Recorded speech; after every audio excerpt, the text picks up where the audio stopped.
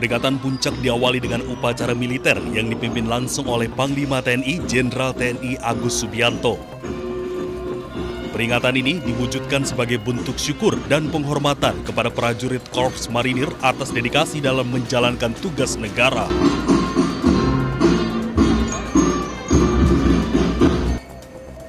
Dalam kesempatan ini, Panglima Korps Marinir Letjen TNI Marinir Endi Supardi menyematkan baret ungu kehormatan kepada Panglima TNI sebagai warga kehormatan Korps Marinir ke-49.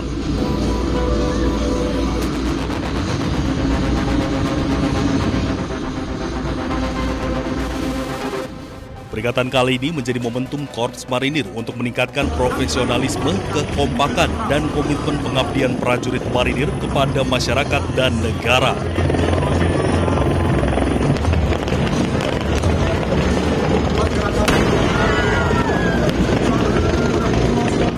Tak hanya upacara militer, turut pula dimeriahkan oleh pertunjukan alutsista, mulai dari tank, kendaraan taktis, roket, dan ketangkasan pasukan intai amfibi marinir.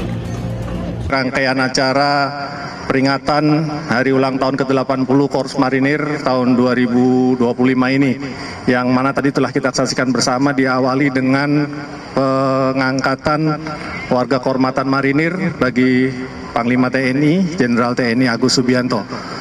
Peringatan kali ini sebetulnya juga sudah diawali dengan beberapa kegiatan yang merupakan rangkaian dari peringatan HUT ke-80 Korps Marinir ini yang dilaksanakan di seluruh jajaran Korps Marinir dari Sabang sampai Merauke, kemudian juga melaksanakan kegiatan-kegiatan seperti bakti sosial, bakti kesehatan, bahkan juga sampai melaksanakan bedah rumah yang ditujukan kepada rumah-rumah keluarga besar Korps Marinir.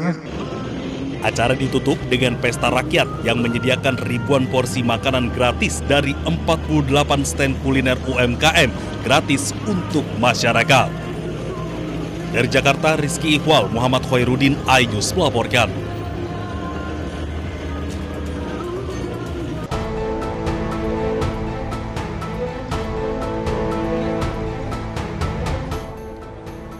Ditreskrimum Polda Metro Jaya menggelar rekonstruksi kasus penculikan dan pembunuhan Kepala Cabang Bank BUMN yang jasadnya ditemukan di sebuah lahan kosong di Bekasi, Jawa Barat. Rekonstruksi dilakukan di pelataran sekitar gedung Ditreskrimum Polda Metro Jaya. Rekonstruksi dihadiri oleh seluruh tersangka, pihak-pihak kejaksaan, keluarga korban, dan LPSK. Dalam rekonstruksi, dua tersangka yang merupakan oknum TNI juga turut dihadirkan. Keduanya menggunakan baju tahanan berwarna kuning karena merupakan tahanan militer. Sedikitnya 57 adegan dari para tersangka telah dilakukan dan 17 tersangka dihadirkan. Terdiri dari 15 warga sipil dan 2 anggota TNI. Dari Jakarta, tim liputan iNews melaporkan.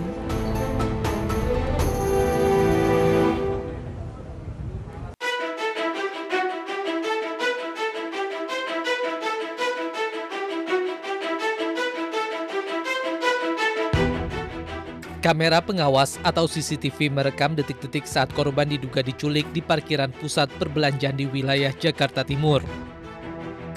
Dalam video berdurasi 38 detik, korban yang hendak masuk ke dalam mobil miliknya tiba-tiba disekap dan dimasukkan ke dalam mobil yang parkir bersebelahan dengan mobil korban oleh sejumlah orang.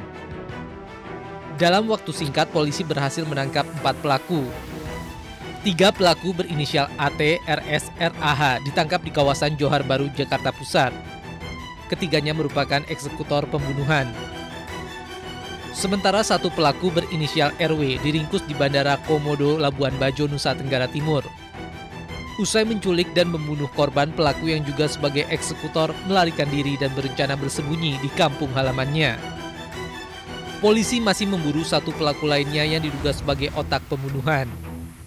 Kini keempat pelaku berada di Polda Metro Jaya untuk menjalani pemeriksaan lebih lanjut. Sebelumnya warga di Desa Nagasari, Serang Baru, Kabupaten Bekasi, Jawa Barat digemparkan dengan penemuan jasad seorang pria di area persawahan. Saat ditemukan pada Kamis pagi 21 Agustus, kondisi wajah, tangan, dan kaki korban terikat lakban. Jasad korban pertama kali ditemukan oleh seorang warga yang tengah mengembalakan hewan ternak. Tim liputan iNews melaporkan.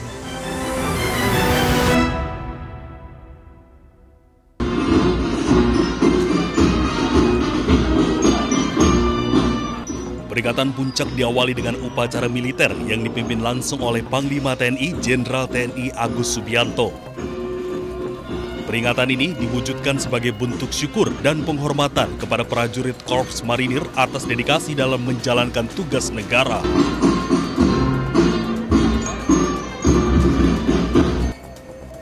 Dalam kesempatan ini, Panglima Korps Marinir Letjen TNI Marinir Endi Supardi menyematkan baret ungu kehormatan kepada Panglima TNI sebagai warga kehormatan Korps Marinir ke-49.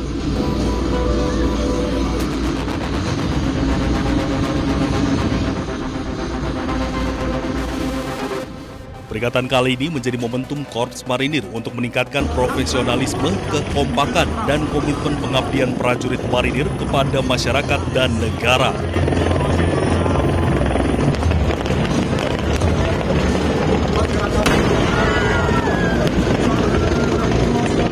Tak hanya upacara militer, turut pula dimeriahkan oleh pertunjukan alutsista, mulai dari tank, kendaraan taktis, roket, dan ketangkasan pasukan intai amfibi marinir.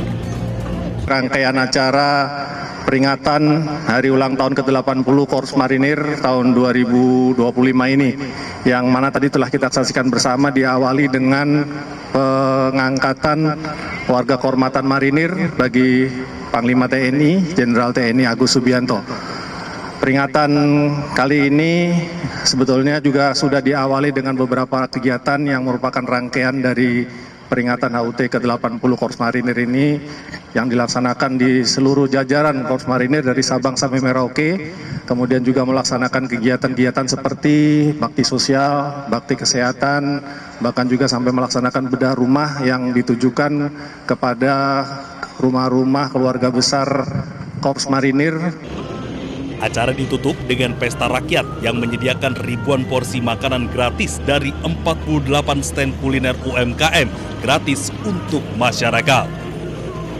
Dari Jakarta, Rizky Iqbal, Muhammad Khairuddin, iNews melaporkan.